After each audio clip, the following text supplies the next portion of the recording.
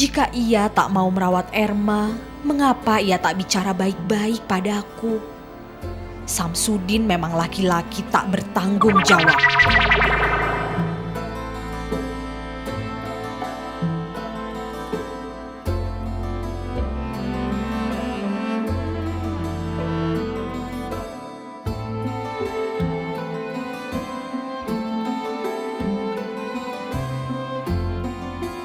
Setelah bercerai, aku tetap bekerja menjadi pembantu rumah tangga. 3 tahun kemudian, aku menikah lagi. Saya pikir karena anak saya udah lupa semua sama saya, rupanya saya kawin. Gak taunya anak saya terus kembali lagi ke sini. Sejak itu aku hanya bekerja mengolah ladang orang lain. Selama itu pula, aku tak pernah bertemu dengan keempat anakku. Padahal aku sangat merindukan mereka.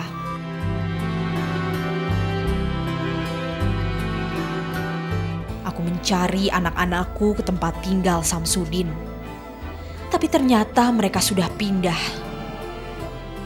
Ku dengar Samsudin juga sudah menikah lagi dan anak-anakku dirawat oleh saudara perempuan Samsudin.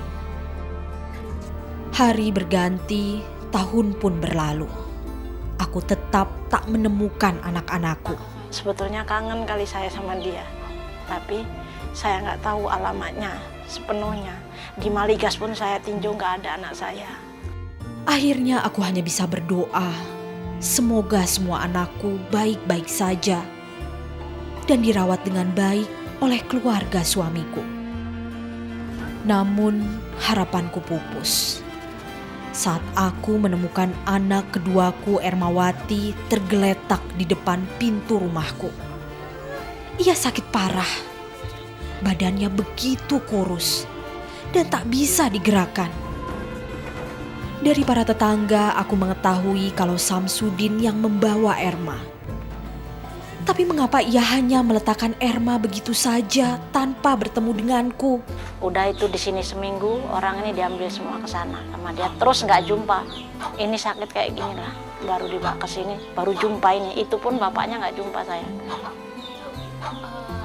Nganter kemari itu bapaknya nggak jumpai saya gitu. Ibu lagi di mana? Ladang, di ladang. Saya jam 5 baru pulang.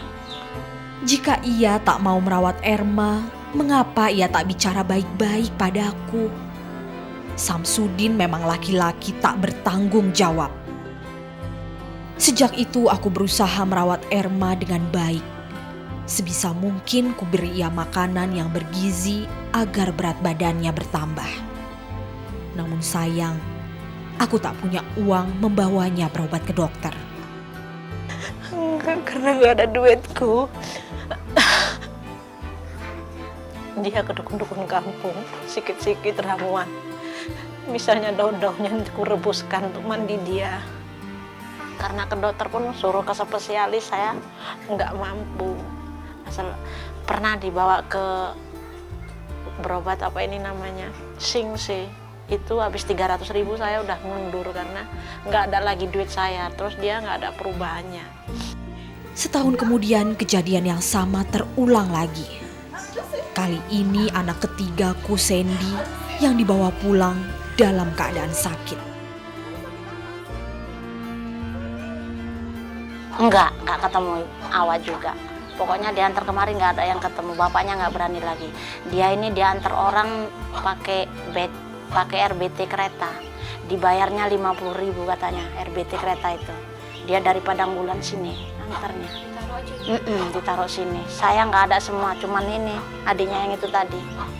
Nggak ada siapa-siapa. Orang tetangga ini aja pun ngelarang, nggak mau lagi dia. Berhenti katanya, kereta mau dipakai katanya. Keadaan Sandy lebih parah daripada Erma. Badannya lebih kurus dan kulitnya seperti terbakar. Aku tak menyangka anakku mengalami penderitaan seperti ini. Dengar sakit, tapi yang itu saya nggak pernah ngeliat karena di Sungai Piring katanya tadi mana-mana alamatnya kurang lengkap gitu. Saya kurang tahu gitu, jadi nggak saya cari gitu.